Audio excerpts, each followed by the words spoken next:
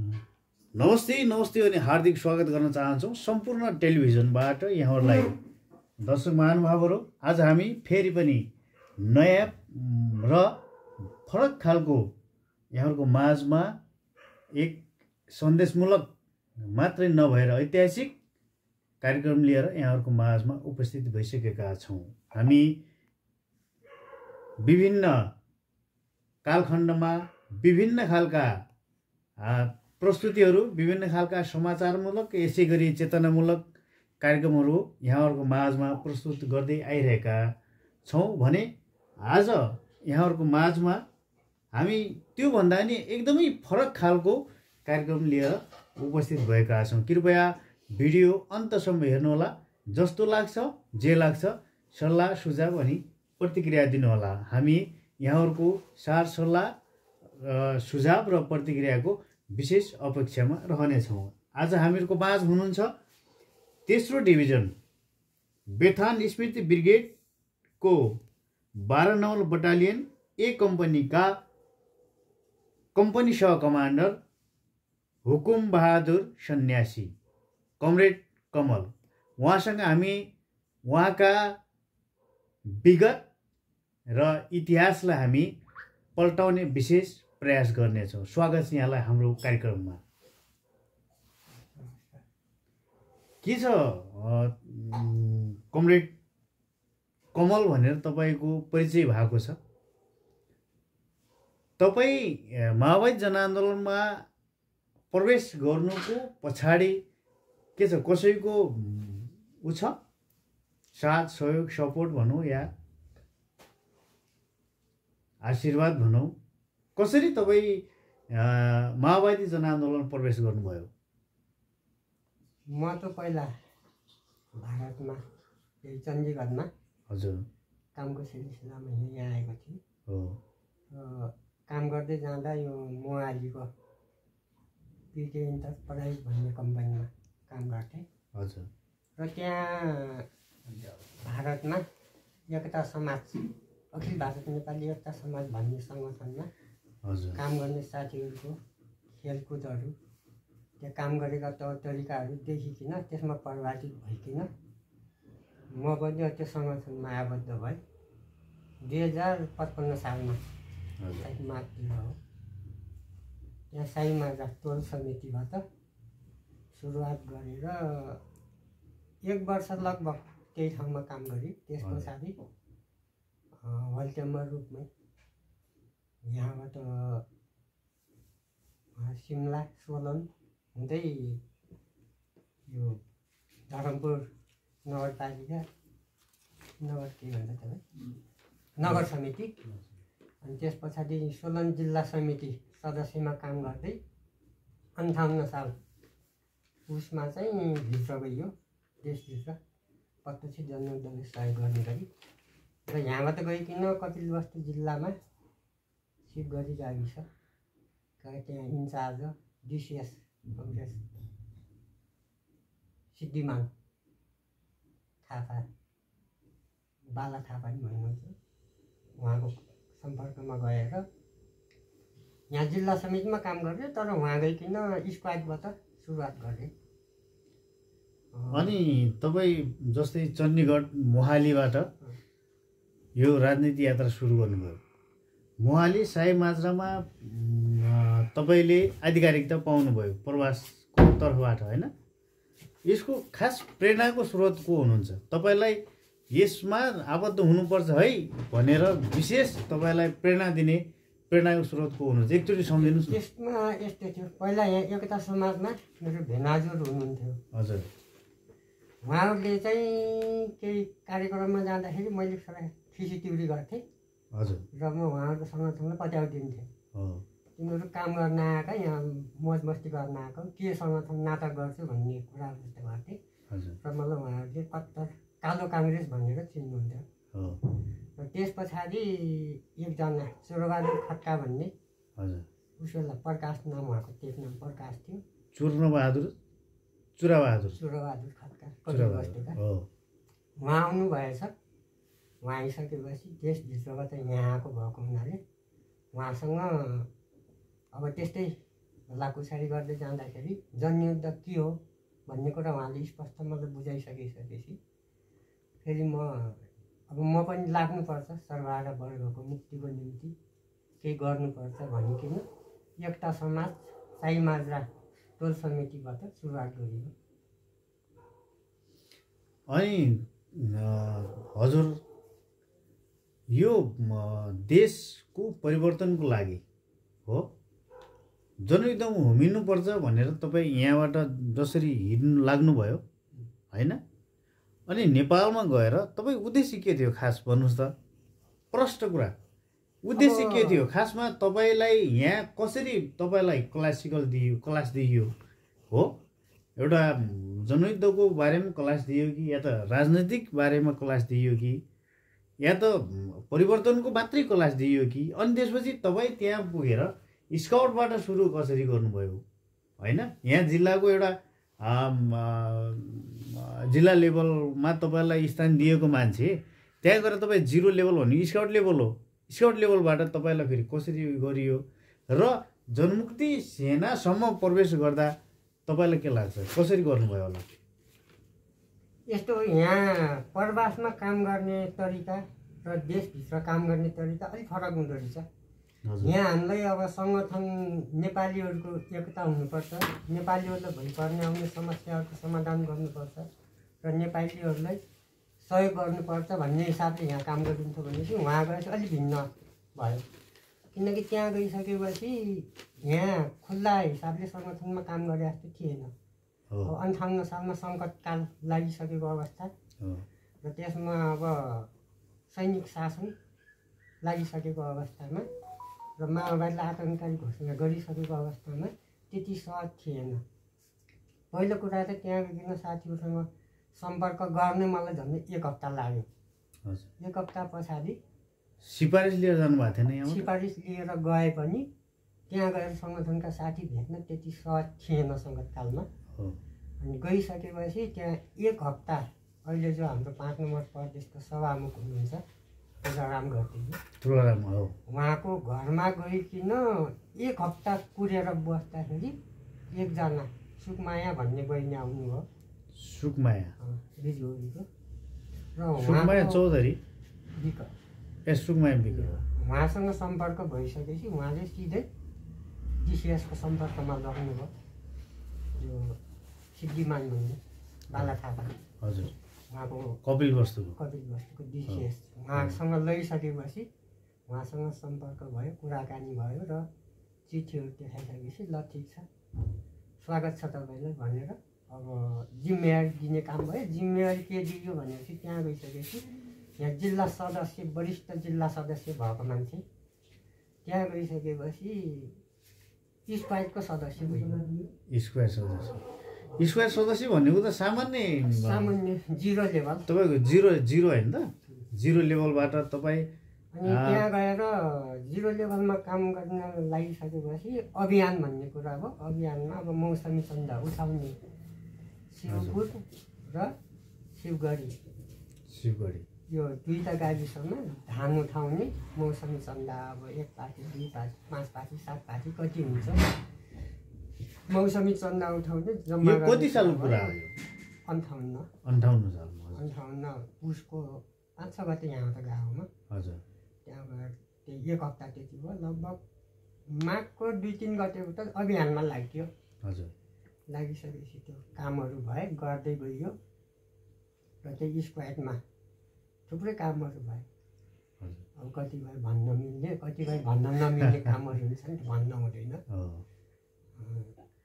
नै समग्रमा के छ जस्तै हामीले खबर पाएअनुसार यति बेला तपाईँ धेरै ठुलो एउटा पीडा भनौँ या त रोग भनौँ त्यससँग तपाईँ सङ्घर्ष गरेर थोरै भए पनि अगाडि बढ्नु भएको छ। अझै पनि त्यो रोगसँग तपाईँ सामना गर्दै हुनुहुन्छ, सङ्घर्ष गर्दै हुनुहुन्छ, युद्ध लड्दै हुनुहुन्छ। यो सायद तपाईँको देशको नभएर तपाईँको यो जीवनको युद्ध जनयुद्ध बल्ल तपाईँ सुरु गर्नुभएको छ, जीवनको जनयुद्ध। त्यो बेलामा देश र जनताको लागि भनिकन एउटा कफन ओढेर लद्दिएको थियो भनेपछि अहिले आफ्नै निम्ति कफन ओढेर लद्दिएको छ जस्तै हो। देश र जनताको लागि तपाईँ कफन ओढेर लड्दा तपाईँले विभिन्न खालका हतियारहरू चलाउँदै गर्दा, विभिन्न ठाउँमा तपाईँ प्रत्यक्ष युद्ध गर्दै गर्दा, विभिन्न तपाईँका सहकर्मीहरूको प्रत्यक्ष मृत्युवरण गर्दै गर्दा र अहिले तपाईँ व्यक्तिगत रूपमा व्यक्तिगत समस्या, शारीरिक समस्या अथवा रोग भनौँ न, यो कारणले लड्दै गर्दाको फरक के पाउनुहुन्छ तपाईँले? लगाउनुहोस्। धेरै फरक छ। उस बेला देश र जनता भनेर एउटा उत्साहको साथ विभिन्न खालका साथीहरूसँग होइन, एउटा कमान थियो त्यो बेला, एउटा बटालियन, कम्पनी, प्लाटुन थियो होइन, एउटा फौजी हिसाबले लडिन्थ्यो भनेपछि अहिले नितान्त व्यक्तिगत आफ्नो स्वास्थ्यसँग लड्दै आफ्नो क्यान्सर जस्तो डेन्जर रोगसँग लड्नु परिरहेको छ। र म लड्दा आफूले नसकेर साथीभाइहरूसँग आर्थिकको समस्या लास्टै भइसकेपछि सहयोग माग्दै हिँडिरहेको छु। देशभित्र पनि त्यहाँ गाउँपालिकाहरू, वाडाहरू र आफ्नो गाउँ समाज, टोल समाजहरूमा पनि थुप्रै साथीभाइहरूले सहयोग गर्नुभयो। र पार्टी केन्द्रमा पनि गएँ म। पार्टी केन्द्रमा खासै त्यस्तो वास्ता गरेन पार्टी केन्द्रले।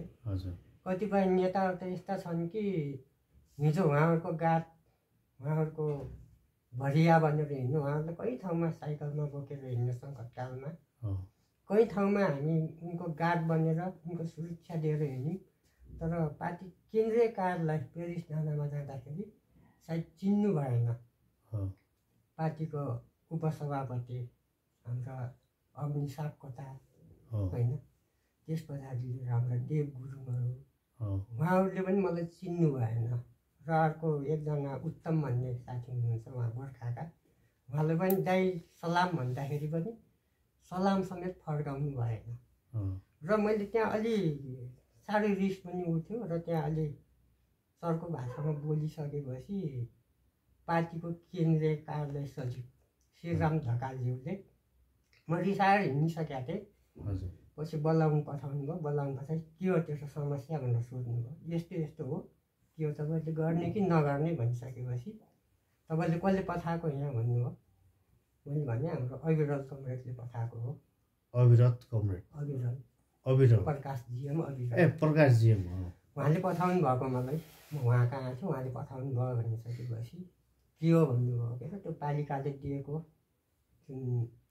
डकुमेन्टहरू, कागजहरू, सिफारिस, हस्पिटलका डकुमेन्टहरू देखाइसकेपछि उहाँले प्रधानमन्त्री कार्यालयले एउटा चिठी बनाइदिनु भयो। र त्यो चिठी लिएर प्रधानमन्त्री कार्यालयमा पेश त गरियो। तर त्यसको अब आउँछ राहत भन्दै सरकार ढल्यो फेरि। कति महिनापछि ढल्यो? यो लगभग 4 महिना पछाडि, 4-5 महिना पछाडि सरकार पनि। तपाईँले राहतको लागि पेश गरेको कागज? मैले पुसको 1 गते लगभग पेश गरेको हो। हजुर। त्यस पछाडि 4 महिनासम्म त कति नम्बरमा आइसकेको छ तपाईँको, अब आउँछ भन्ने आश्वासनहरू दिनुभयो। पछि गर्दा सरकार ढल्यो। सरकार ढलिसकेपछि कर्मचारीहरू पनि चेन्ज भए र के भयो, यो भयो, ऊ भयो, भएन, अब हुँदैन भन्ने कुरा भइसकेपछि, अब नहुने भइसकेपछि ठिकै छ, यहाँ गाउँघरमा नि दल पनि उठाइसक्यो, अब चाहिँ उपाय छैन भनेर फेरि पहिलाकै कर्म थाल्यो। प्रवासतिर अब जान्छु र साथीहरूले केही सहयोग गर्नुहुन्छ भनेर म यता आएको। पनि यो कार्तिकको मसान्द्रको दिन नेपालबाट हिँडेको म, अब आजसम्म हिँडेको हिँडी नै छ। दर्शक महानुभावहरू, उहाँ धेरैभन्दा धेरै ठुलो सहयोगको लागि अपेक्षा बोकेर आउनु भएको छ। कृपया उहाँलाई सिधा सम्पर्क गर्न चाहनुहुन्छ भने हामीलाई कमेन्ट्स गर्नुहोला। कमेन्ट्स गर्नुभन्दा पहिले हामी यो भिडियोको डिस्क्रिप्सनमा उहाँको सम्पूर्ण ब्याङ्क अकाउन्टदेखि लिएर उहाँको फोन नम्बर सबै कुराहरू हामी यहाँहरूको माझमा राखिदिनेछौँ भन्ने कुराको पनि जानकारी गराउन चाहन्छौँ। यसै गरी फेरि हामी उहाँसँग जोडिन चाहन्छौँ।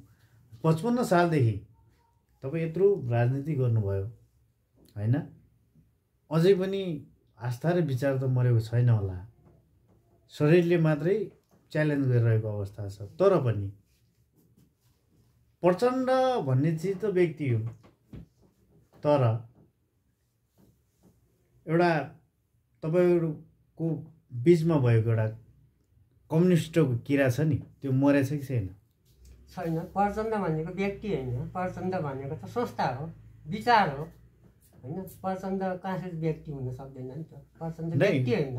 जनताले त व्यक्तिको रूपमा चिन्छ नि। जनताले चिन्छन् होला, तर प्रचण्ड त संस्था हो नि, एउटा विचार हो नि त। कम्युनिस्ट संस्था हो कि प्रचण्ड संस्था हो? क्रान्तिको लाइन हो त्यो। नै कम्युनिस्ट संस्था हो कि प्रचण्ड संस्था हो? कम्युनिस्ट संस्था हो, प्रचण्ड पनि संस्था हो। अनि कम्युनिस्ट त प्रचण्डभन्दा पुरानो के अरे एमाले पनि थियो होइन र? एमाले र प्रचण्डमा फरक छ। प्रचण्ड त्यसै प्रचण्ड होइन। प्रचण्ड भएको कम्युनिस्ट प्रचण्डलाई नभएको भए नेपालमा प्रचण्डलाई संस्थाको रूपमा हेर्नुहुन्छ कि कम्युनिस्टको रूपमा हेर्नुहुन्छ? संस्थाको रूपमा हेर्छु। संस्थाको रूपमा हेर्नुहुन्छ। एउटा सङ्घर्ष कट्टरवादी एउटा नेपाली जनविचार, नेपाली जनयुद्धको एउटा जननायक भनेर पनि सबैले चिन्छौँ। तपाईँलाई धेरैभन्दा धेरै सम्मान छ। यति बेला हामी तपाईँसँग धेरै लामो कुरा गर्ने विचार छ। तपाईँका युद्धकालदेखि लिएर सङ्घर्षका हरेक कुराहरूको हामी पाठ हामी तपाईँलाई सोध्न र तपाईँबाट बुझ्न हामीलाई धेरै रहर छ। तर पनि हामी समयको एकदमै छोटो दौडानमा छौँ। यति बेला तपाईँहरूको माझमा हामीले प्रस्तुत गरेका छौँ तेस्रो डिभिजन बैथान स्मृति ब्रिगेड 12 नम्बर बटालियन ए कम्पनीका सहकमान्डर हुकुम बहादुर सन्यासी कमरेड कमलसँग हामी अन्तरङ्ग भलाकुसारी गरिरहेका छौँ। महानुभावहरू, उहाँ क्यान्सर पीडित हुनुहुन्छ। हामी उहाँको हस्पिटालिटीको सम्पूर्ण डकुमेन्ट पनि लगायत उहाँको लागि सहयोगको अपेक्षा गरेका विभिन्न सिफारिस कागजातहरू यहाँहरूको माझमा हामी प्रस्तुत गर्नेछौँ। कृपया भिडियो अन्तसम्म हेरिदिनु होला भन्दै उहाँ सहयोगको याचना गर्दै भारतका विभिन्न ठाउँहरूमा हिँड्दै डुल्दै सहयोगको याचनाहरू गर्दा नेपाली समाजहरू, नेपाली दाजुभाइ दिदीबहिनी, आमा बुवा लगायत विशेष त कम्युनिस्ट आन्दोलनमा होमिनुभएका व्यक्तित्वहरूबाट उहाँ विशेष सहयोगको अपेक्षा राख्दै यति बेला पञ्चकुला सेक्टर 3 को अमरावतीमा उहाँको आगमन भएको छ भन्दै हामी उहाँहरूको लागि विशेष सहयोग गर्नुपर्छ है भन्ने मुख्य उद्देश्य र मुख्य लक्ष्य अनि विशेष जिम्मेवारका साथ उहाँलाई केही गर्नुपर्छ र उहाँको लागि राहत जुटाउनुपर्छ भनेर लागि पर्नुभएका आदरणीय व्यक्तित्व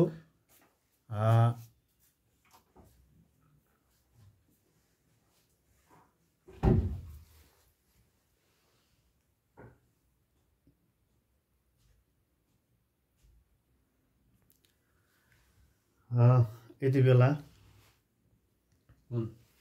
तपाईँको विशेष सहयोगको लागि है हामीहरूको माझमा हुनुहुन्छ अखिल भारत नेपाली एकता मञ्च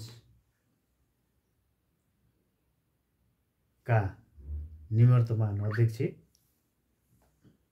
तथा संयुक्त राज्य समिति का सहसचिव आदरणीय व्यक्तित्व शिवराज पुन मगर। हामी उहाँसँग थोरै भलाकुसारी गर्नेछौँ।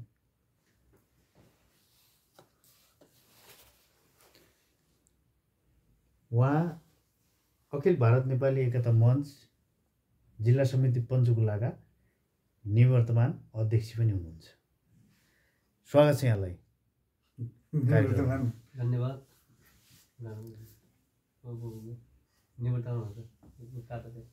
काटमला के फरक पर्दैन सोधेर वर्तमान भनेर निवर्तमान हुन्छ।